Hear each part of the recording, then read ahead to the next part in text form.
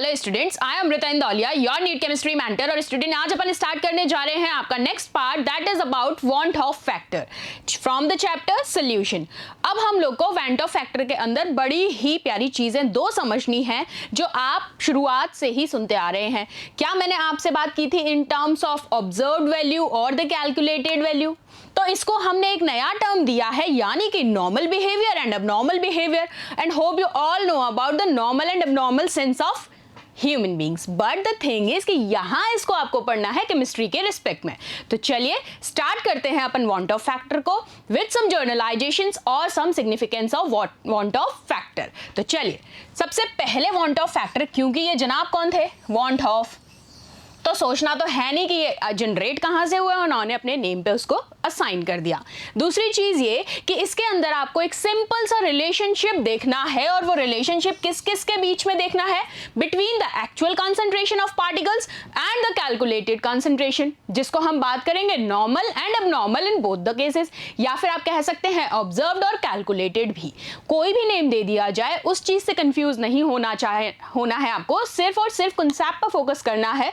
क्या है कि वांट ऑफ फैक्टर क्या डिफाइन करता है, एक रिलेशनशिप बताता है एक्चुअल कंसंट्रेशन और calculated concentration between the particles, पहली चीज। दूसरी चीज ये कि अगर मैं इसके सिग्निफिकेंस की बात करती हूं तो आप कहते हैं कि ये एक रेशो है। वांट ऑफ फैक्टर एग्जैक्टली है क्या, रेशो है। किस किस का रेशो, फाइनल मोल्स, और फाइनल मोल्स हमें कब मिलते थे, जब हम डिसोसिएशन के बाद की बात करेंगे। तो मैं कह सकती हूं a van't Hoff factor is simply the ratio of final moles after dissociation और association to the initial moles. ठीक है, तो अब मेरी बात सुनो। तो तुमको यहां दो टर्म मिली, अब एक मिली है एसोसिएशन और दूसरी टर्म मिली है डिसोसिएशन। अब इन्हीं दोनों टर्म के बेसिस पे आपको यहां पर आई डिटरमाइन करना है। ये आई क्या है, यही है वांट ऑफ फैक्टर, पहली चीज तो ये। और अभी कहा कि ये जो एसोसिएशन और डिसोसिएशन है वो किस चीज से डिफाइन हो रहा है, कंसंट्रेशन किस किस की, एक्चुअल और कैलकुलेटेड का रिलेशनशिप चेक करोगे जब। तो दो चीज समझ में आई कि एक कॉज तो रहेगा एसोसिएशन के रिस्पेक्ट में और दूसरा किसके, डिसोसिएशन के। तो हमें 1 to 1 पॉइंट्स को कंसीडर करना है। दूसरी चीज कि यहां जो सोल्यूट की प्रॉपर्टी होगी, क्या कहा मैंने, the solutes property is the number of particles which is independent, that is important, which is independent of the solutions concentration. तो ये बात भी बिल्कुल फोकस रखनी है।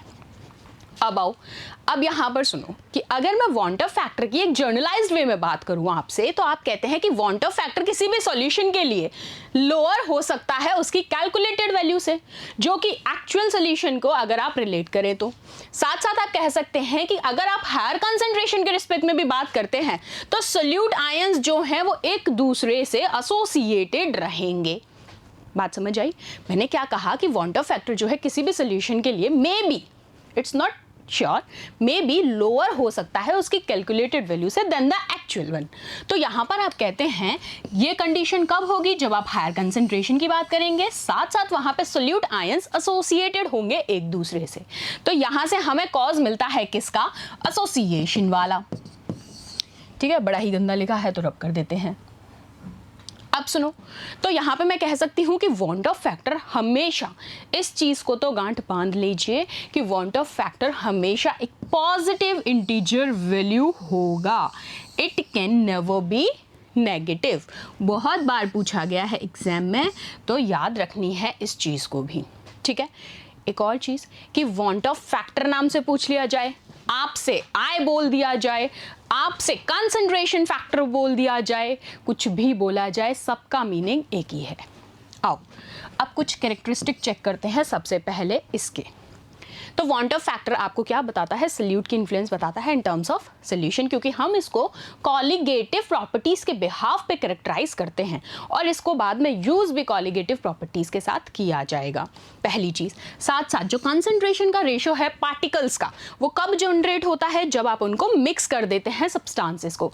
अब उसमें आप कंसंट्रेशन बाय मास भी ले सकते हैं, वॉल्यूम भी ले सकते हैं, या फिर डिपेंड करता है कि आपको कौन सी क्वांटिटी से बेस पे पूछा गया है। तो अगर आप बात करते हैं कंसंट्रेशन बाय मास के टर्म में, तो उसी से आप रिलेट करते हैं वांट ऑफ फैक्टर को, पहली चीज।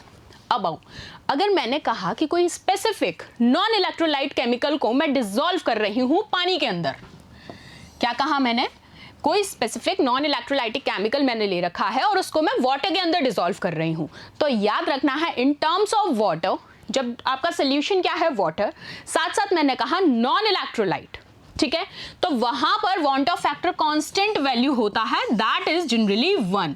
बहुत बार पूछा जा चुका है ये क्वेश्चन। और इसके अलावा जब कभी भी आप कह रहे हैं कि I की वैल्यू, I क्या है, वांट ऑफ फैक्टर रिप्रेजेंटेशन है I, जब कभी भी I की वैल्यू इक्वल होगी टोटल आयंस के, जो कि अवेलेबल किस में है, उस फॉर्मूला यूनिट में जो हम बात कर रहे हैं जिसके रिस्पेक्ट में, तो आप कहेंगे कि आयनिक मॉलिक्यूल वहां पर जनरेट होगा। क्या कहा, again the value of I equals the total ions available in the single formula unit of an ionic molecule when the solution gets formed. अब देखो, मैंने एग्जाम्पल लिया है किसका, CaCl2 का। क्या कहा, CaCl2। अब इससे समझो इसको। अब इसमें मैंने कहा कि मैं वांट ऑफ फैक्टर इसका मुझे जनरलाइज्ड वे में 3 दिख रहा है, 2 and 1, ठीक है। तो आपने कहा वांट ऑफ फैक्टर अबाउट 3 होना चाहिए, और 3 कब होगा, जब ये डिसोसिएट होगा 2 डिफरेंट आयंस में। अगर मैं इसको डिसोसिएट करती हूं तो क्या होगा, Ca+2 plus twice of Cl-, यही होगा। अब आपने कहा अगर ये सच कंडीशंस हैं, आयंस जो है कुछ इस टाइप के फॉर्म हो रहे हैं, तो यहां पर आप इसका डिसोसिएशन के साथ साथ एसोसिएशन भी चेक कर सकते हैं, बिल्कुल कर सकते हैं। तो आपको ओवरऑल वैल्यूज को कैलकुलेट करना होता है। अगर आपसे इंडिविजुअली पूछा गया है इन टर्म्स ऑफ एसोसिएशन तो आप फॉर्मूला रिस्पेक्ट में बताएंगे, और अगर पूछा गया है इन टर्म्स ऑफ डिसोसिएशन तो भी आप फॉर्मूला यूनिट के रिस्पेक्ट में ही आंसर देंगे, ठीक है। अब सुनिए, तो मैंने कहा इससे क्या पता चलता है कि ओवरऑल दो रिडक्शन हो रहा है, क्योंकि आपने कहा यहां डिसोसिएशन देख लीजिए, तो डिसोसिएशन से आपको पता चला कि अगर ऐसे आयन फॉर्म हो रहे हैं तो इस एसोसिएशन का पार्ट भी कहा जा सकता है। तो साथ साथ अगर आप चाहें पैरेलली दोनों चीज को चेक करना तो ओवरऑल आपने क्या देखा कि सोल्यूशन के अंदर तो रिडक्शन होगा। तो देखिए, अब हम लोग को स्टार्ट करना है क्या है, the degree of association and dissociation. हम लोगों ने अभी ये दोनों टर्म्स को यहाँ पर समझा कि हमें 2 टर्म मिली है, डिसोसिएशन और एसोसिएशन के रिस्पेक्ट में आपको यहाँ पर I की वैल्यू जनरेट करनी है। तो अब 1 to 1 हम इन चीज को समझते हैं। अब डिग्री ऑफ डिसोसिएशन का मतलब क्या है, it's simply an fraction of total molecules that dissociates into cation and anion. Likewise for the degree of association आप कह सकते हैं fraction of total molecules that associates into forming larger molecules. सिर्फ difference क्या होगा, dissociation का और association का। पहली चीज तो ये, साथ साथ याद रखना है जब कभी भी बात की जाएगी for the case of association तो आपको याद रखना है यहां पर I की वैल्यू लेसर देन 1 होगी, ठीक है। Likewise in the case of dissociation क्या हो जाएगी, I की वैल्यू ग्रेटर देन 1। ये लो, ठीक है। एक चीज तो ये याद रखनी है। अब देखो, और अगर बोल दे कि भाई ना तो कोई डिसोसिएशन है ना कोई एसोसिएशन है, that means equals to 1, never equals to 0 but it will be equals to 1 in the case of क्या है, नो डिसोसिएशन और एसोसिएशन। नॉर्मल वर्ड समझ में आए। अब देखो, अब हमें कैलकुलेशन करनी है वांट ऑफ फैक्टर की, किसके बेसिस से, formulas are based simply on molar mass and colligative properties. Colligative properties याद आ जानी चाहिए, RLVP, फिर था हमारा क्या, elevation in boiling point, depression in freezing point, और लास्ट था आपका pi that is osmotic pressure. तो इन चारों के टर्म्स में हम यहां पर फॉर्मूला आइडेंटिफाई करेंगे। तो सबसे पहले यहां पर जो I बार बार सुन रहे हैं, I इसको क्या कहा जा सकता है, observed colligative property upon theoretical और नॉर्मल कॉलिगेटिव प्रॉपर्टी। अगर बात की जा रही है फॉर्मूला आपसे कॉलिगेटिव प्रॉपर्टीज के रिस्पेक्ट में, तो क्या लिखेंगे formula, observed colligative property upon normal या फिर थियोरेटिकल कॉलिगेटिव प्रॉपर्टी। लेकिन अगर आपसे पूछा जाता है in terms of molar mass तो आप इसको जस्ट रिवर्स कर देंगे, that means I will be equals to normal molar mass upon observe molar mass, ठीक है। एक और टर्म है, अगर आपसे पूछ लिया जाता है in terms of number of particles, तो क्या होगा, जो सेम आपने मोलर मास के लिए लिखा है एग्जैक्टली वही सेम फॉर्मूला, सिर्फ डिफरेंस है तो किसमें कि आप कॉलिगेटिव प्रॉपर्टीज के रिस्पेक्ट में और मोलर मास और नंबर ऑफ पार्टिकल्स में अगर रिलेट करते हैं तो जस्ट वाइस वर्सा रिलेशनशिप आएगा। क्लियर है? तो बात समझ में आई कि ये आई क्या है, यही है हमारे वांट ऑफ फैक्टर।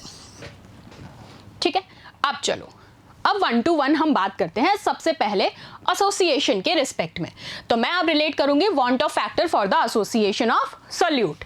तो हम कह रहे हैं यहां पर, अब मैं आपको चीज समझाऊंगी। अभी कहा कि एसोसिएशन के केस में आई की वैल्यू लेसर देन 1 है, कहा या नहीं? बिल्कुल, मैंने अभी आपसे यही कहा। तो मैं एक एग्जांपल लेती हूं यहां पर डाइमराइजेशन का, वो भी किसके, एसिटिक एसिड का in the presence of benzene. That means what कि यहां पर जब एसिटिक एसिड को वाटर नहीं बेंजीन के साथ आप मिक्स करेंगे या फिर बेंजीन में मिक्स करेंगे तो आप कहेंगे कि वहां पर एक डाइमर का फॉर्म जनरेट होगा। कैसे होगा, सबसे पहले आप डायग्राम से समझिए। तो यहां देखो एक मॉलिक्यूल ये रहा, ठीक है, दूसरा मॉलिक्यूल ये रहा। जैसे ही इनको मैंने डिसॉल्व किया इन द बेंजीन तो आपने देखा यहां पर जो एसिटिक एसिड था उसने डायमर जनरेट कर लिया through the help of H bonding. दिख रही है यहां पर, this is a cause of H bonding also. So dimer form हो गया। और डायमर फॉर्म का ही मतलब ये है कि जब दो स्पीशीज कंबाइन हो रही है मींस एसोसिएशन हो रहा है, एज सिंपल एज दैट। तो देखो अभी तुमने इस एग्जांपल को डायग्रामेटिकली भी चेक कर लिया है। अब इस रिएक्शन के अंदर एसिटिक एसिड डाइमराइज हो रहा है दो मॉलिक्यूल्स में, जहां पर आपने कहा कि क्या है, एसोसिएशन है आयंस का। साथ साथ एक चीज फिर से रिवाइज करवाऊंगी, एसोसिएशन में लेसर देन 1 रट लेना। और अगर फॉर्मूला बेसिस बात की है, क्योंकि हम कहेंगे अल्फा, तो यहां आप कहते हैं I-1 होल अपॉन क्या हो जाएगी वैल्यू 1 माइनस 1/n। अब बोलो ये क्या है, बताओ ना। ये फॉर्मूला यूनिट आगे चल के काम आएगी और मैं इसको एक्सप्लेन करूंगी कैसे। ये क्या है, वांट ऑफ फैक्टर, n क्या है, नंबर ऑफ आयंस, और 1 क्या है in terms of lesser than और ग्रेटर देन। तो एसोसिएशन के केस में आप ये फॉर्मूला यूनिट रखेंगे। ठीक है, ये है डिग्री के लिए। चलो नेक्स्ट चेक करते हैं। अब डिसोसिएशन के लिए चेक कर लो। डिसोसिएशन के लिए इनिशियल में अभी समझाया मैंने, जस्ट रिवर्स कर दो। और रिवर्स करते ही क्या, आई की वैल्यू क्या होगी, ग्रेटर देन 1। पहली चीज तो ये हो गई। दूसरी चीज ये कि अगर मैं इसका एग्जांपल लेती हूँ, फॉर एग्जांपल मैंने NaCl लिया और NaCl को मुझे बताओ अगर मैं डिसोसिएट करती हूँ तो क्या होगा, Na प्लस और Cl माइनस, दो आयंस में टूट गया। इसी को तो डिसोसिएशन कहते हो। तो ये सिंपली दो आयंस में टूट गया। तो यहां पर आपने चेक किया कि जब कभी भी कॉज हो डिसोसिएशन का तो वैल्यू ज्यादा होगी, एसोसिएशन का हो तो वैल्यू कम होगी। दैट्स इट, इतनी सी बात पढ़नी थी। अब सुनो, यहां पर अगर फॉर्मूला पूछ लिया जाए अल्फा के रिस्पेक्ट में, जो अपन प्रूव करेंगे that is I-1 upon 1 minus n। अब आओ, अब बात करते हैं नॉन इलेक्ट्रोलाइट के रिस्पेक्ट में। बहुत बार स्ट्रेट क्वेश्चन पूछे गए हैं। नॉन इलेक्ट्रोलाइट के लिए अभी मैंने बताया वाटर में डिसॉल्व करोगे क्या हो जाएगा, कांस्टेंट वैल्यू रहती है दैट इज 1। साथ साथ ग्लूकोज और सुक्रोज के लिए अगर बात की जाए तो आप कहते हैं ये नॉन इलेक्ट्रोलाइट्स हैं और इनका भी वांट ऑफ फैक्टर 1 ही होगा। अदर वर्ड्स में मैं कहूँ तो ये कंप्लीटली डिसॉल्व हो जाते हैं सोल्यूशन में। कभी भी ग्लूकोज को पानी में डालना फट से डिसॉल्व हो जाता है, कंप्लीटली डिसॉल्व। अब आओ, अब स्ट्रॉन्ग इलेक्ट्रोलाइट के लिए मैंने non electrolyte, strong electrolyte, weak electrolyte तीनों के रिस्पेक्ट में वांट ऑफ की वैल्यू बता दी है, क्योंकि एग्जाम में पूछा जाता है तो दिमाग में फीड कर लेना। नॉन इलेक्ट्रोलाइट 1, स्ट्रॉन्ग के लिए, स्ट्रॉन्ग इलेक्ट्रोलाइट्स के केस में हमेशा ग्रेटर देन 1 होगी। ठीक है, यहाँ पर जो नंबर आयंस फॉर्म होते हैं सोल्यूशन में जब सॉल्यूट डिसॉल्व होता है यानी डिसोसिएट होता है। तो एग्जाम्पल्स क्या होंगे, एसिड्स एंड सॉल्ट्स। वीक के लिए क्या होगी, कंप्लीटली डिसोसिएट नहीं होते हैं। वांट ऑफ फैक्टर के केस में तो want Hoff factor directly proportional नहीं होगा। तो ये हो गया वीक, 1 ग्रेटर देन 1, और कंप्लीटली नहीं हो रहे हैं तो आप क्या कहेंगे, माइट बी लेसर देन 1। चलो अब इसका सिग्निफिकेंस पढ़ लें। अब मुझे एक चीज़ बताओ, सिग्निफिकेंस से पहले मैंने अभी आपको कहा कि हम कॉलिगेटिव प्रॉपर्टीज़ के रिस्पेक्ट में करेंगे इसको चेक। ठीक है, तो जब कभी भी आप कॉलिगेटिव प्रॉपर्टीज़ की बात कर रहे हैं तो उसमें क्या करोगे, कॉलिगेटिव प्रॉपर्टीज़ हमने पढ़ ली थी, हमने उनके रिलेशंस चेक कर लिए थे, तो सिर्फ तुम्हें वहाँ क्या करना है। जैसे अगर मैं बात करती हूँ RLVP के रिस्पेक्ट में, ठीक है, तो आप इसका फॉर्मुलेशन में क्या लिखते थे, जल्दी से बता दो मुझे, क्या तुम लोग मोल फ्रैक्शन से रिलेट करते थे? बिल्कुल।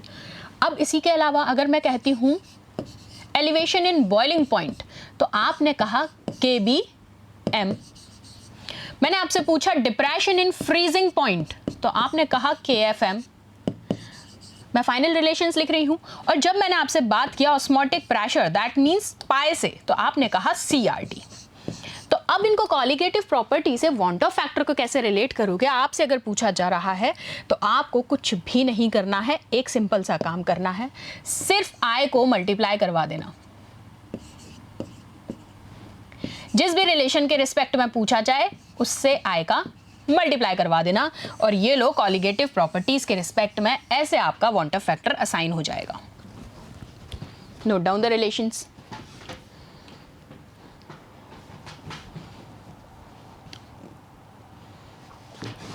डन। चलो, तो बात समझ में आई। अब सुन लो, पढ़ भी लेते हैं। The significant characteristics of the van't Hoff factor is that it is used in denoting the colligative properties. The formulas of the colligative properties are included in the van't Hoff factor. तो सबसे पहला अभी मैंने यही बताया। अब हमने RLVP पढ़ा, कोई बात नहीं। बॉइलिंग पॉइंट के रिस्पेक्ट में क्या बताया? TB is equals to I से मल्टीप्लाई करा दिया KBM। TF depression in freezing point KFM। Osmotic pressure pi is equals to CRT, तो I से मल्टीप्लाई करा दिया ICRT। अब आओ यहाँ पर, वैसे तुम्हें सारी टर्म्स पता है, फिर भी भूल गए हो तो सुनो। डेल्टा TB क्या रिप्रेजेंट कर रहा है? Elevation in boiling point. I है आपका वांट ऑफ फैक्टर। KB क्या है यहाँ पर? बॉइलिंग पॉइंट है उस एलिवेशन कांस्टेंट का। Delta TF is the depression in freezing point. Likewise M, small m हमने ली थी temperature independent property, so that it is molality of the solution. Pi is osmotic pressure, C is concentration, R is a universal Gauss constant and T is temperature। ठीक है, चलो अब सारी रामायण आपने पढ़ ली, आपका कंक्लूजन क्या निकला इससे मुझे ये बताओ। कंक्लूजन ये निकला कि वांट ऑफ फैक्टर सिंपली पहली चीज़ तो रेशो है between the number of particles of the solute and the number of particles of the solvent. दूसरी चीज़, वांट ऑफ फैक्टर प्रेजेंट करता है इन्फ्लुएंस ऑफ सॉल्यूट को क्या डिटरमाइन करने में? कॉलिगेटिव प्रॉपर्टीज़ को डिटरमाइन करने में सोल्यूशन के अंदर। अब एक टर्म पढ़ो, abnormal molar masses are observe. यहाँ से आपने कहा एबनॉर्मल मोलर मासेस आपको ऑब्जर्व हुए। कैसे? जब कोई सॉल्यूट सोल्यूशन में बॉन्ड बनाता है। When a solute in a solution forms a bond. दूसरी चीज़, when the solute in the solution dissociates. Bond मतलब एसोसिएशन हो गया। तो यहाँ से आपको दो टाइप के एबनॉर्मल मासेस मिले, एक तो जब वो बॉन्ड बना रहा है, दूसरा जब वो बॉन्ड ब्रेक कर रहा है। ठीक है, तो आपने कहा कि वांट ऑफ फैक्टर को अगर जर्नलाइज्ड वे में लिख दूँ, पूरी जो रामायण पढ़ी उस पूरे को अगर समराइज वे में एक फॉर्म में लिख दूँ, तो क्या हुआ want Hoff factor? Want Hoff factor determine the level of association और डिसोसिएशन। That's it. इतनी सी लाइन के लिए इतनी सारी बातें पढ़नी पड़ गई। साथ साथ कैसे लिखोगे? मोलर मास के रिस्पेक्ट में नॉर्मल अपॉन अबनॉर्मल, कॉलिगेटिव के रिस्पेक्ट में just reverse, observed upon calculated. चलो, तो यहाँ से I निकाल भी सकते हैं हम एसोसिएशन और डिसोसिएशन के भी रिस्पेक्ट में। So total number of moles of particles after association and before association. तो मॉडिफाइड एक्सप्रेशंस में हम कहते हैं relatively lowering of solvent vapour pressure as shown. कैसे लिखा जाता है? ये लीजिए, RLVP में हम यही करते थे, पार्शियल प्रेशर्स की टर्म में और रिलेट कर रहे थे, तो हम दो कंसंट्रेशन टर्म्स पे लेके चल रहे थे, दो प्रेशर कंडीशंस थी P1 P2, तो ये लो P1 P2 नहीं तो P1 और P01, हमने ये रिलेशन असाइन किया था। तो इस तरीके से आप पूरे वांट ऑफ फैक्टर को, बहुत ही छोटा सा पार्ट है, सिर्फ आपको दो चीज़ पढ़नी थी, एसोसिएशन डिसोसिएशन। तीसरी चीज़ I क्या है, चौथी चीज़ कॉलिगेटिव प्रॉपर्टीज से इसका रिलेशन। तो सेशन बहुत ही छोटा था, सेशन से ज़्यादा टॉपिक बहुत छोटा था, साथ साथ जितनी छोटा था दैट मीन्स आप उसको निगलेक्ट नहीं करेंगे, वो उतना ज़्यादा वेटेज रखता है। क्योंकि देखो कितना इजी था। शॉर्ट समराइज करूँ तुमको,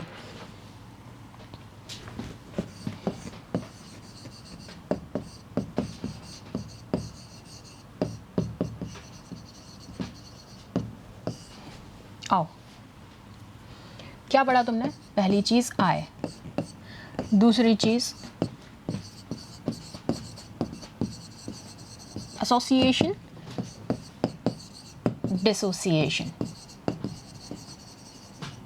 ठीक है, I lesser than 1, I greater than 1। ठीक है, चौथी चीज़ तुमने यहाँ से क्या पढ़ी?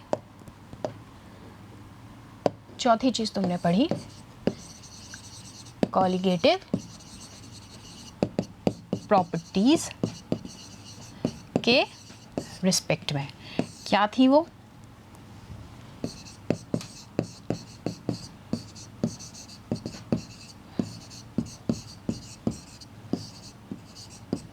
ये लो, ठीक है। फिर तुमने क्या पढ़ा? ये पढ़ा। अभी तक तो यही 5 टर्म पढ़ी है तुमने यहाँ पर। आए डिसोसिएशन, एसोसिएशन, कॉलिगेटिव प्रॉपर्टीज, साथ साथ नॉन इलेक्ट्रोलाइट,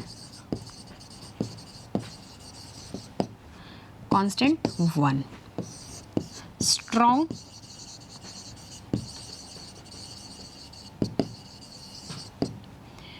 ग्रेटर देन 1 और वीक लेसर देन 1। तो हो गया समराइज वांट ऑफ फैक्टर। इतनी सी चीज़ पढ़नी थी सिर्फ और सिर्फ। यहाँ पर जब इन चारों से रिलेट किया था तो तुमने क्या कर दिया? चारों से रिलेट करके, इन चारों से रिलेट करके ओवरऑल आई से मल्टीप्लाई करवा दिया। ये लो, ठीक है। तो ख़त्म हो गया तुम्हारा यहाँ पर वांट ऑफ फैक्टर। इसके बाद हम स्टार्ट करेंगे आपके साथ क्वेश्चंस में हम लोग सबसे पहले डिस्कस करेंगे प्रीवियस ईयर, फिर हम करेंगे कुछ मॉड्यूल्स। तो बी रेडी। फिर से कहूँगी थोड़ा टाइम दे रही हूँ, जब तक रिवाइज़ करके आओ सेशन को। मैं आती हूँ प्रैक्टिस सेट लेके, तब तक थैंक यू सो मच। इधर उधर नहीं जाना है, फटाफट से आना है।